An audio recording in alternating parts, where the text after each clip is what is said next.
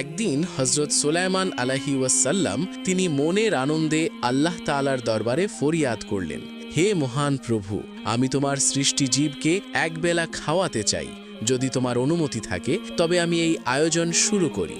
আল্লাহ তাআলা তার ফরিয়াদ শুনে জানালেন, তুমি এই বিশাল আয়োজন সম্পূর্ণ করতে পারবে না। আমার সৃষ্টিজীবের সংখ্যা অপরিসীম, তাদের খাদ্যের ব্যবস্থা আমি নিজেই করে থাকি। কোনো মানুষ কখনো সব প্রাণীর খাদ্য জোগাড় করতে সক্ষম নয়। কিন্তু হজরত সুলাইমান আলাইহি ওয়াসাল্লাম এতে আশ্বস্ত হলেন না। আবারও আল্লাহ তাআলার দরবারে আরজ করলেন, হে প্রভু, যদি তোমার অনুমতি থাকে তবে আমি অবশ্যই তা করতে পারব। অতঃপর আল্লাহ তাআলা তাকে অনুমতি দিলেন। অনুমতি পাওয়ার পর তার লোকজন লাগিয়ে দিল, বিভিন্ন অঞ্চল থেকে খাদ্যবস্তু জমা করতে আরম্ভ করল। বিশাল বিশাল ডেকসি ও গামলা একত্র করা হলো, যেগুলোর সংখ্যা হাজারেরও বেশি ছাড়িয়ে গেল।